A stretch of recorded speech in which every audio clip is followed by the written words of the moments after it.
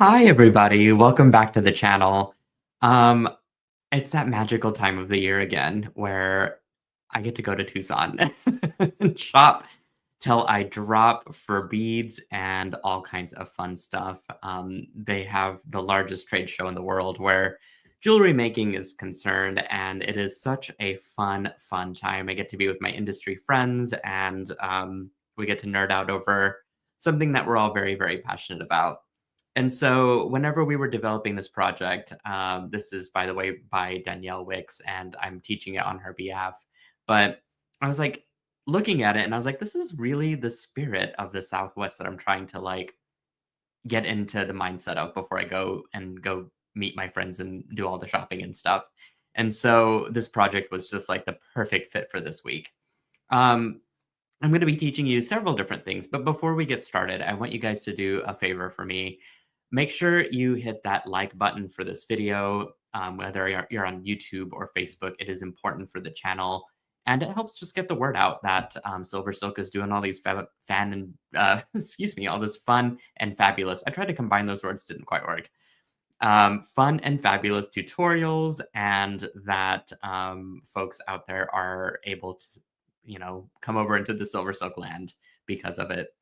And then I want you to subscribe to the channel, and that'll just let YouTube know that this channel is important.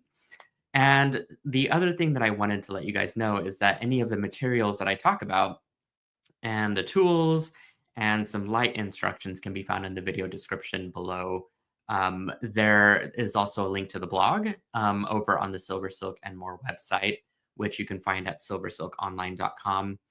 And that blog basically will give you the written instructions. And then also, if you check out the PDF pattern part of our website, you can download the instructions and the full pattern chart and everything. So we've got the full package, which is pretty exciting because education is very important. It's the foundation of this business, and we're trying to make designs easy for you guys to make.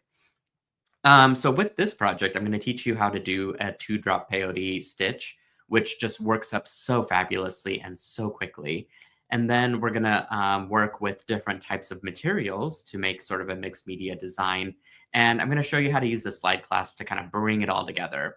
So let me show you the design as I flip my camera around to my workspace, and we will just get right into it. You guys, we're calling this design Memories of Tucson. Now, how could you not love this design for all those beautiful little cactuses? It is such a quirky, fun, just expensive looking bracelet, right? You've got those beautiful silver silk findings on it, and then you've got all of these different materials and textures that just work so well together. So I'm excited to just show you guys how to use this. We will be doing a focus on um, the actual like construction of the design as opposed to this peyote stitch. I don't think there would be enough hours currently to finish the entire peyote stitch bracelet. So luckily with some TV magic, we've sort of done that prep work ahead of time.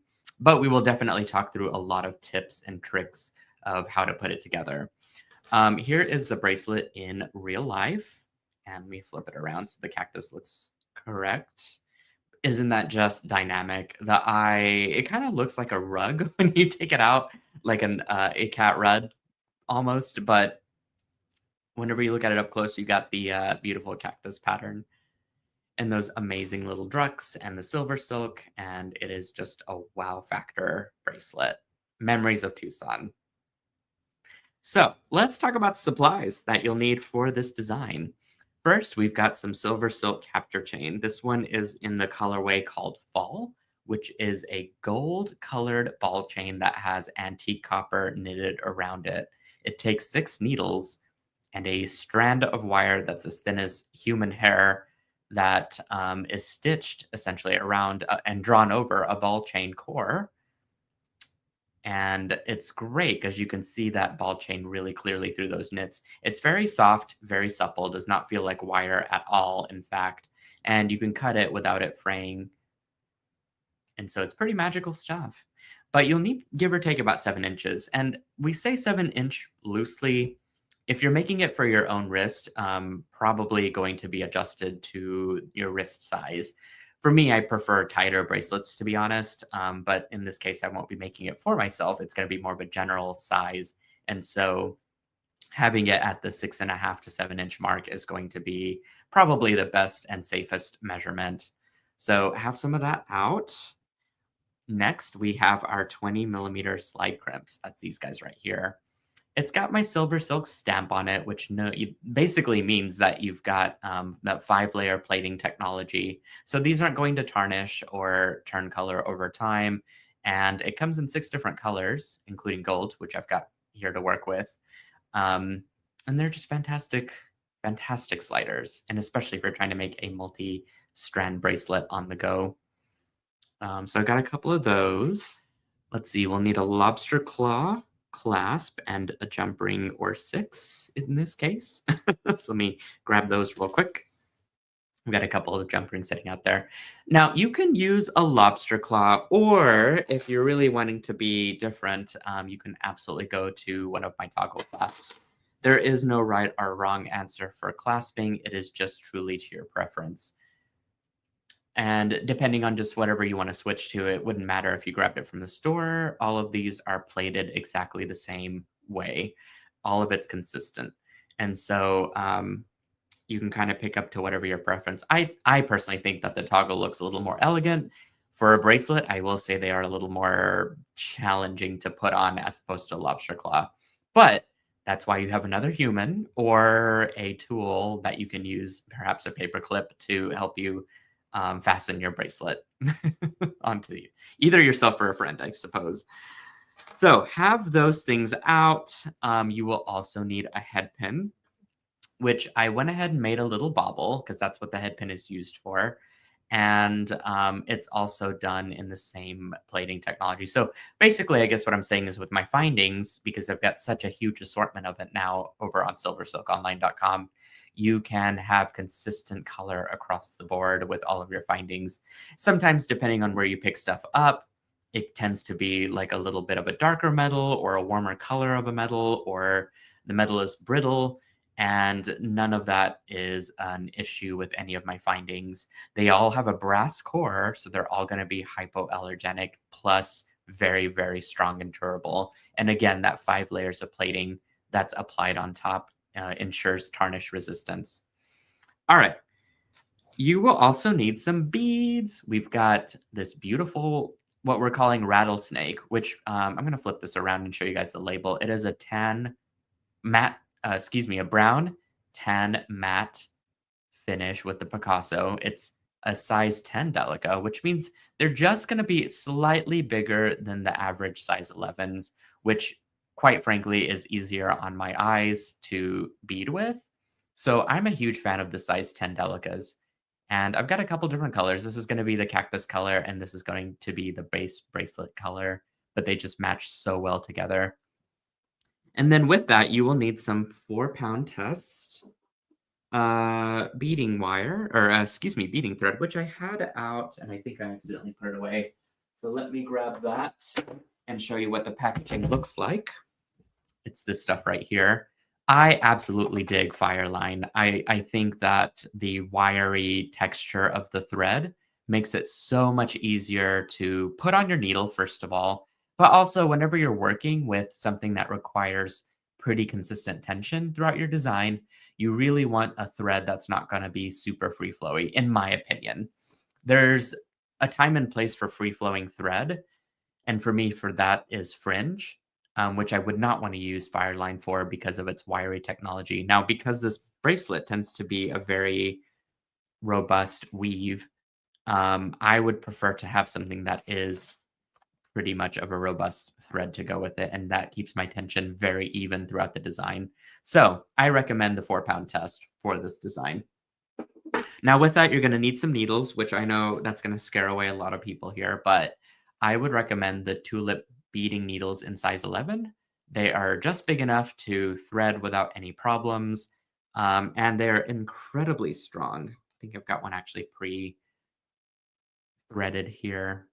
You can always get a little threader to help you assist with threading. There are big eye needles that you can absolutely use that work perfectly for size 10 delicas. So all of those are options. I think whatever makes your process easier is really what you want to go to. And make this a fun project. So you will also need some check glass beads. These are round drucks. They have a finish to them, and I think it's travertine, but don't quote me on that. I really dig this color. Typically, I'm not a fan of brown beads, but when you pair it with the right formula, I mean, come on. How can you not dig that, right? So I'm enjoying that. The other thing is fine beading wire, which let me see if I can grab some of that. Here we go. So you'll need some fine beading wire, and you can also use medium-sized beading wire. Now, the only real difference is whenever you're going to crimp, with the fine size beading wire, you want to add a little bit more meat in your crimp whenever you're crimping. I'll go over that a little bit more thoroughly whenever we get to that step. But all to say, if you don't have fine beading wire at home, medium is perfectly acceptable. And it really just depends on the size of your beads. I would say for the drucks, either or work pretty beautifully. And finally, you will need some crimp tubes. So let's see, I've got my soft flex crimps here somewhere. There they are. These are 2mm crimps. They're 2 mm wide and 2 mm long. And you can see that they are of high quality. They've got a very thick crimp wall, and the crimps themselves are seamless. So what that basically ensures is it's going to be a very consistent and very secure crimp whenever you put it through the pliers. Anything with a seam is going to break at the seam, and it's not going to be a very fun crimping process, especially because your design can come apart. You don't have to worry about that with soft flex crimps. They are consistent, they're tarnish resistant, they come in 4 different colors, so you can match it to your design. And so I highly recommend this brand. And with that, let's get cracking on our design. All right, I'm going to show you guys the basis of how to do the 2-drop peyote stitch, because once you learn this, it's A, mind-blowing, and B, this sort of sets the foundation of the design, right? You get a very, very good understanding of how this works, and you'll be able to read that pattern that I'm going to show you here in a little bit in no time.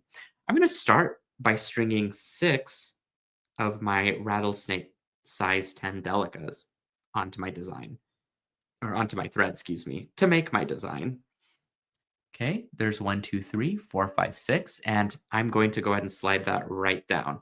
Now, some folks prefer to have some sort of a way to secure and anchor their tail thread, which you can absolutely do that. I'm just going to pick up a bead, and I'm going to just kind of thread it on this one end. And you can actually use a bead that you'll take out later as a way to anchor your thread, in fact, or you can use a bead stopper, but sometimes those are a little bit clumsy and can get in the way. So maybe just using a bead and then just kind of pushing the thread through a couple times will keep that thread nice and anchored.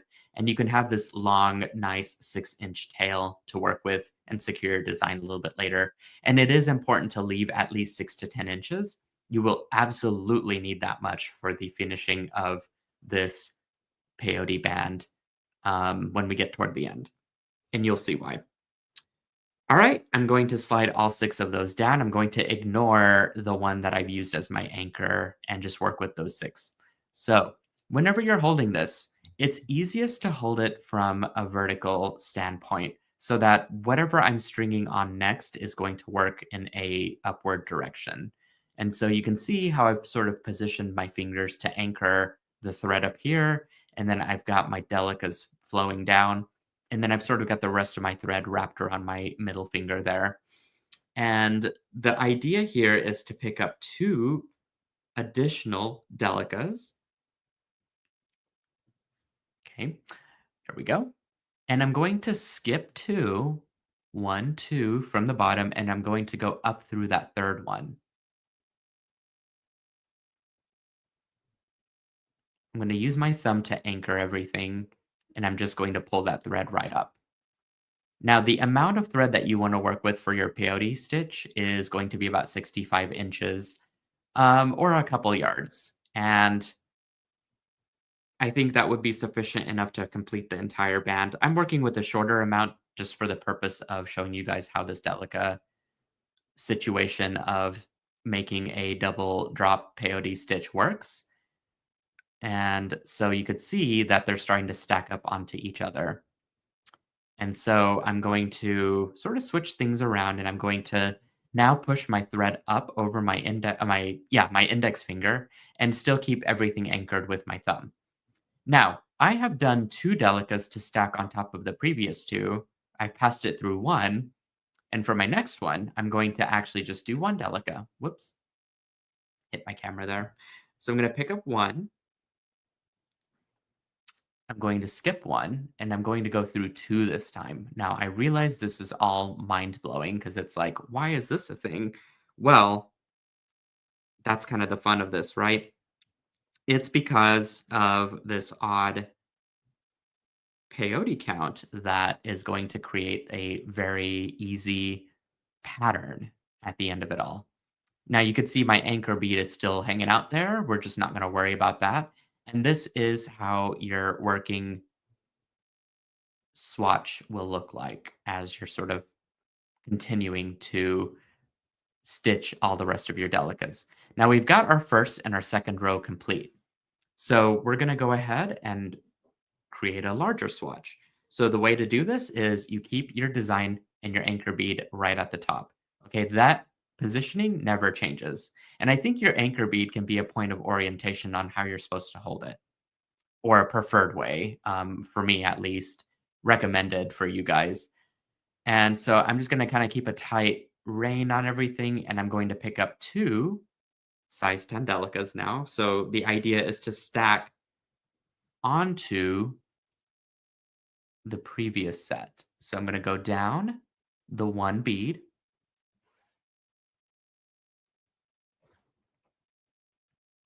and then just sort of pull on everything as such. So you can see that they're already starting to stack, which is perfect. And now I just need 1 delica, and I'm going to go through 2 of those other 2 delicas.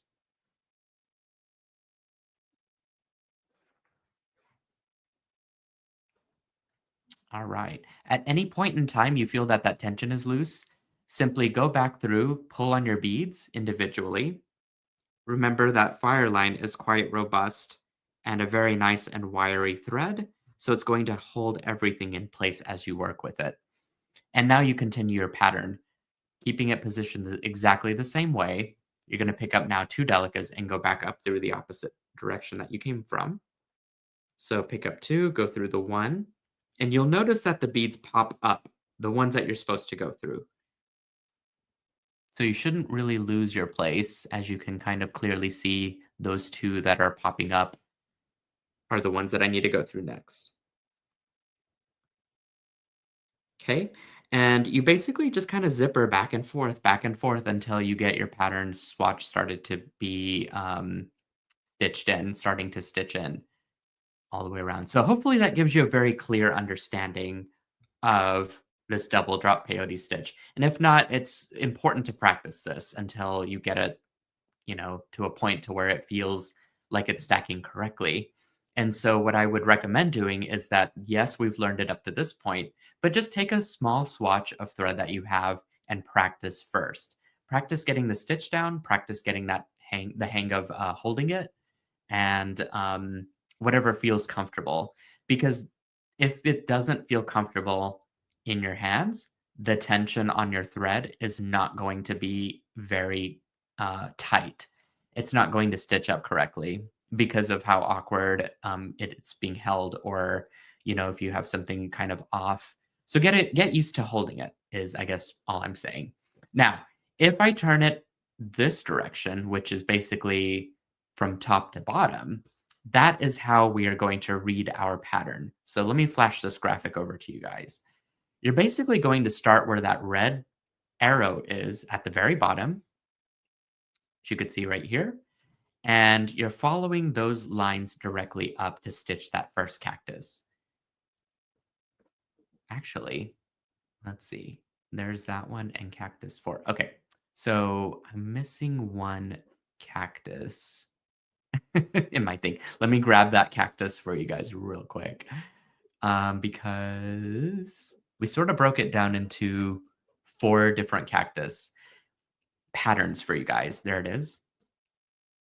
So let's see. Cactus 1, 2, 3. There we are. 1. My order of slides got out of whack here. Whereas I guess this is saying starting from the left side. And so you could even just swap this whole thing around, in fact, and still be on the same side. But that's probably not ideal for this. So in this case, I would say start with cactus 2 and then go to cactus 1 just to make it easier, because we did start from this side and we kind of wove in and out until we got to the other side.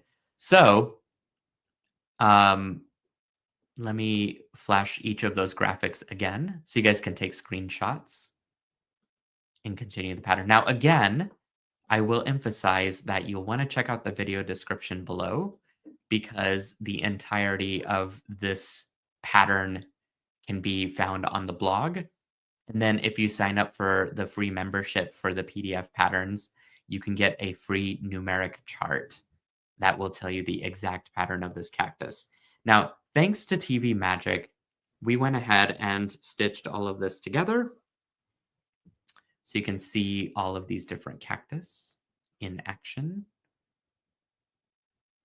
And again, if you don't want to do the different cactus patterns, you can just repeat the one over and over again, if that's easier. And so what we're doing here at the end that we need to finish up with is, once you've got your entire band all finished and stitched together, you'll want to do something that's basically going to climb up an extra step using the ladder stitch. And the reason for that is that these act as a prong for sliding into our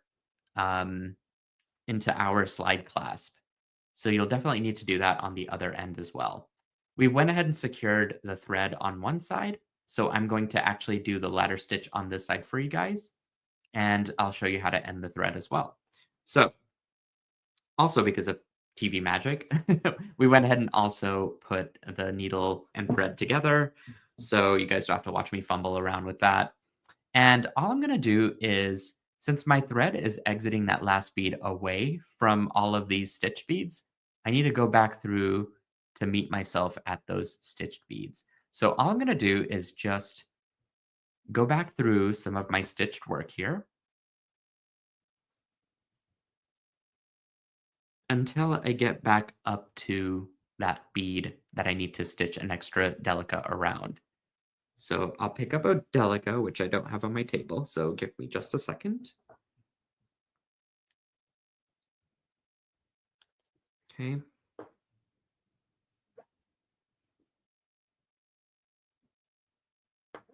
There we go. I'm always afraid if I spill out a few delicas, the entire tube will come down on my table.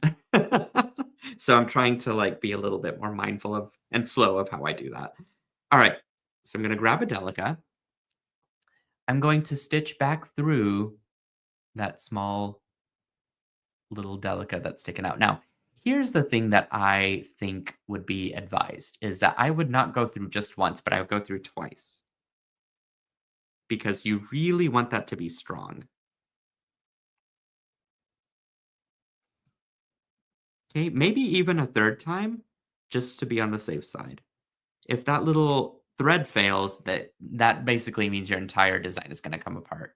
So we don't want that happening. Now I'm going to stitch back through the other beads here and stitch in the 2 that I need to for the next part. Okay, so we're going to ladder stitch all this together now. So grab 2 delicas, and then you're going to go back through this a few times.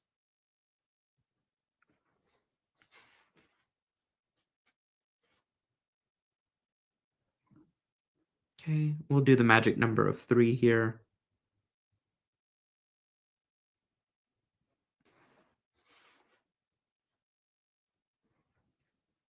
Perfect.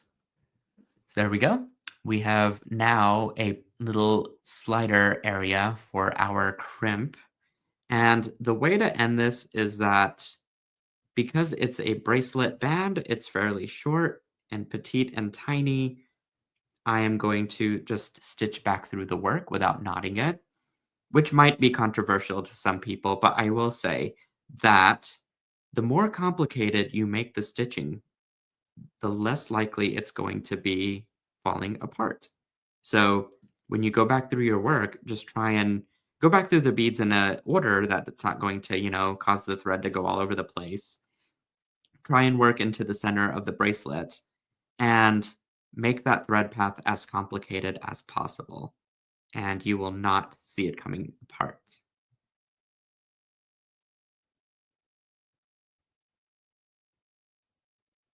And I would say and advise to go through 1 to 2 inches.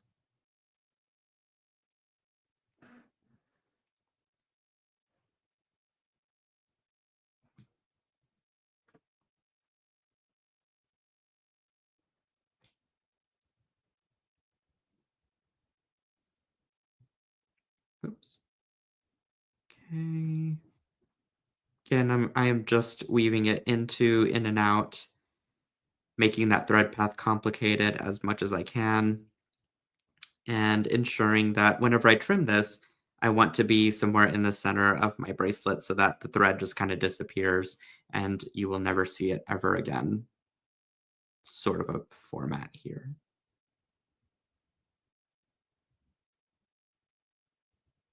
There we go. All right, I think I can safely cut this off and not feel bad about it. And I am digging how all that stitched up together. So I'm just going to grab a pair of scissors and you can cut this off. And I noticed that I forgot to go over the tools in the beginning of this video, but I will say that again, check out the video links in this video description, and you're gonna get also a video that I made for just going over all the tools and stuff that I use specifically for bead weaving and for jewelry making. All right, so now comes the fun part because basically we get to stuff everything into our slide crimp. So I'm going to grab a slide crimp and I'm going to show you guys a couple tips that I think will make your sliding a lot easier. With your chain nose pliers, go ahead and open up that prong all the way. And what I also want you to do is I want you to go in with your chain nose plier tips and go into the actual crimp and just spread it apart a little bit at the tip here. The reason for that is that wider space makes it easier to slide everything down. All right. And we will go ahead and start with our, isn't that just beautiful how that just slides right in? It's magical, really. Just start with your peyote strip there. And the next thing I'm going to do is this is like actually this is going to be a very special tip because I want to put in the capture chain, right? The thing is, we've got a little bit of space here for those beads to move around, and it's not fitting into the slider part of it. But we do need to compensate for the the space so that our next part of our chain won't kind of overlap and run into it. So in order to do that, what I do is I just grab a couple of the beads and I just stack them right into the slide crimp. And that's going to create a little bit of space that's tucked away. It's hidden. You won't even see it. And it'll prevent my chain and my peyote stitch band from overlapping. The next thing I want to do is just pinch that wire around the last bead of the ball chain. And then, whoops, my beads fell out as I was holding too many things here. I'm going to go ahead and slide that little guy in. Sometimes those wires will want to get caught up into the edge of the slide crimp, but you can kind of get it out. Now, I didn't get that wire all the way in, so I'm going to actually take it out and readjust. You definitely want to pay attention and get this part as correct as possible. Just for the finish of your bracelet needs to be nice and clean.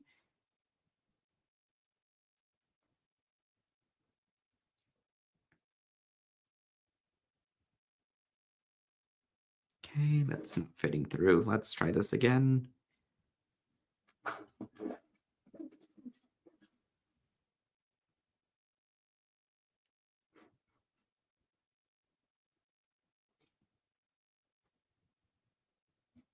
There we go. Okay, it is completely tucked in on either side. So I'm just going to give this a nice little press together just to make sure it's not going to come out later. And my beads are preventing my chain from overlapping. So that's a good sign. This looks really good so far. All right. So actually, even before we get to step 5, we'll need to talk about our beaded strand because I think that's where this is sort of going to. I've got my beaded strand pre-strung, as you can see here. And the one side, I went ahead and made a round crimp using my magical crimpers. Okay, that's these guys right here. And I'm going to show you how to do it on the other side, but I did it on the one side just to show you. And again, this is one of those situations where I need to add in a couple of seed beads to help compensate for that space not overlapping. So we'll drop in a couple, and then we'll just slide our beaded strand in. And it doesn't matter what type of crimp, what color of crimp you use. It's all going to be tucked away inside of this little crimp anyway. So just make sure you guys have all of that nice and tucked in.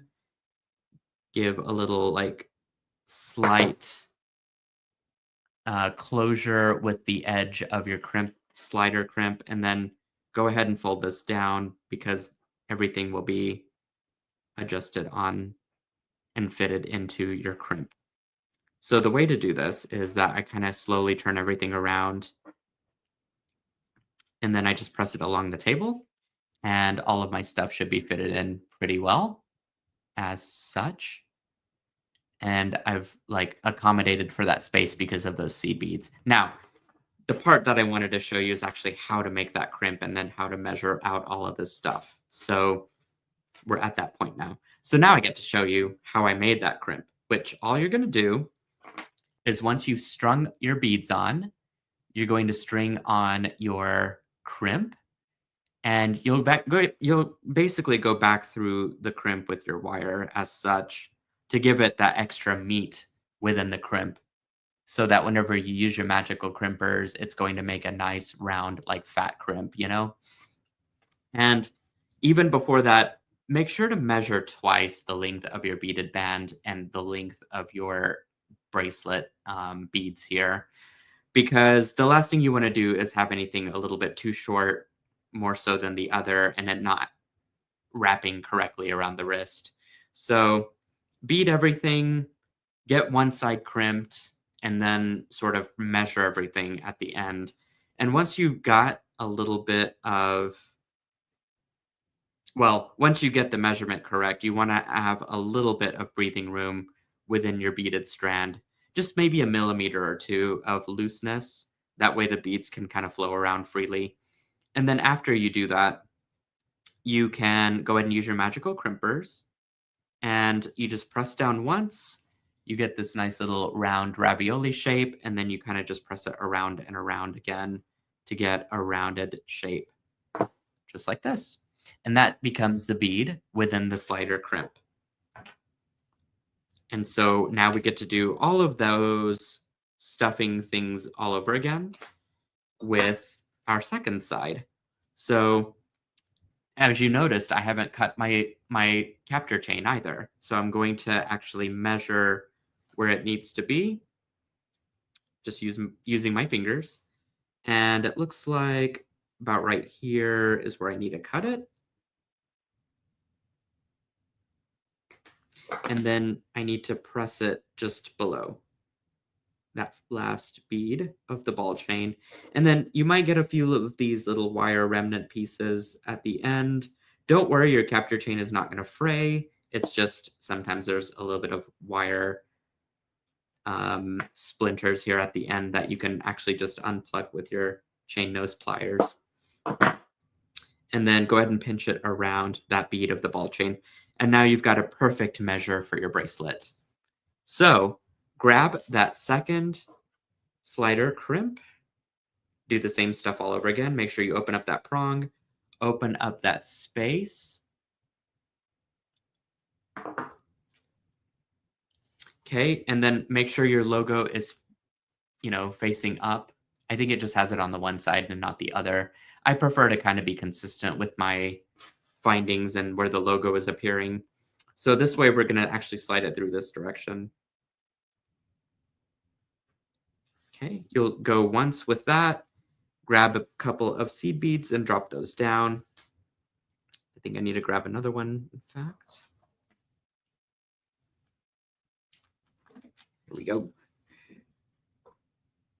Okay, then grab your chain. Carefully slide that down.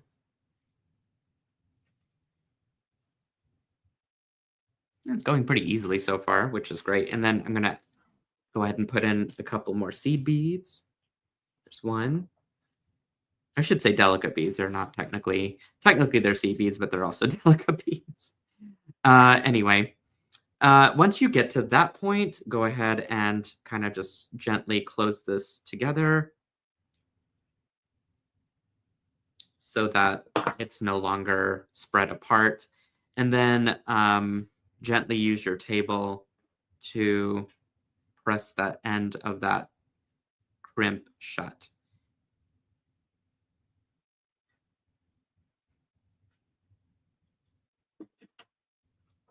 Okay, there we go.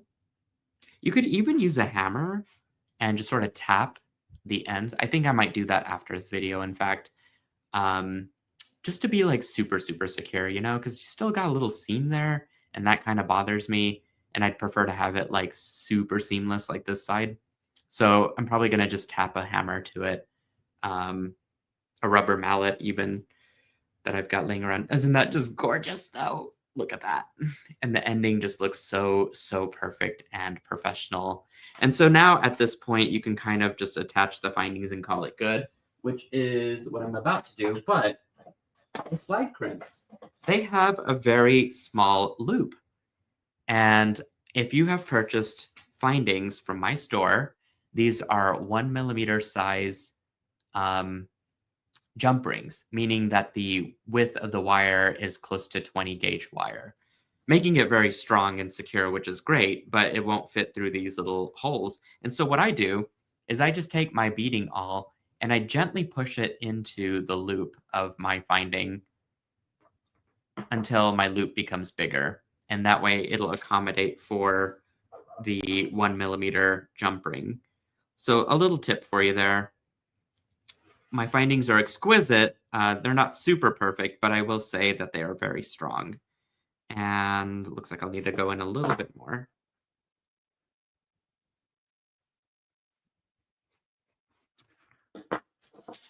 Okay. There we go. And I'm going to stick on the clasp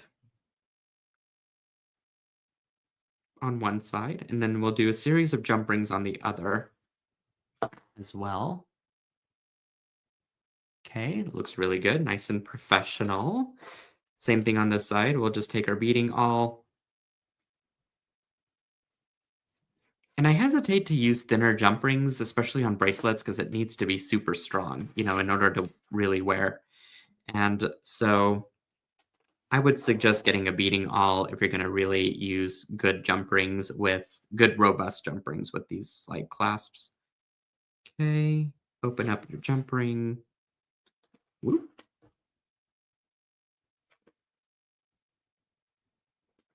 Go ahead and slide that through. I'm going to connect a series of about 4 jump rings together.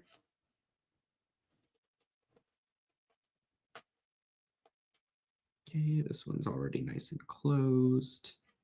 So yeah, I'm going to attach a couple more jump rings together because this project called for 6, which I think this is intended to be a sizable bracelet that you can customize and wear whatever size if you want it loose or tight.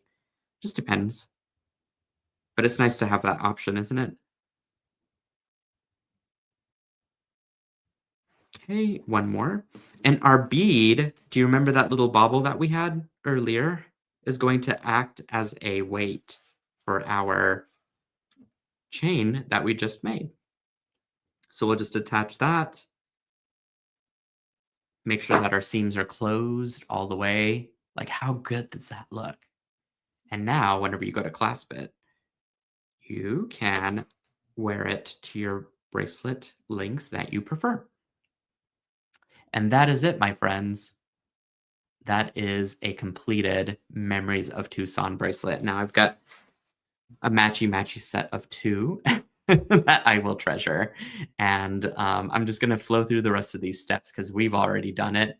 We went ahead and tested the length because we added some extra jump rings with our slider clasp, and we checked for any open spaces and jump rings and added all the finishing touches to our design. And what a design this is. So I'm going to just flip this back around to the picture and then back around to me. And I just want to say thank you guys so much for joining in. I enjoyed showing how to do this project for you guys. And again, check out the blog over on the website for the full written instructions, as well as the pattern for how to create that beautiful cactus band. You'll definitely need it if you want to make a exact replica of it. And then you can also check out the PDF pattern, become a free member, it's free to join. So become a member, it's free. And you can actually access the downloadable numeric pattern for the entire project, in fact, and many, many others, because the library of tutorials is growing. Lastly, please subscribe to my channel and give this video a big thumbs up if you enjoy the content and want to see more.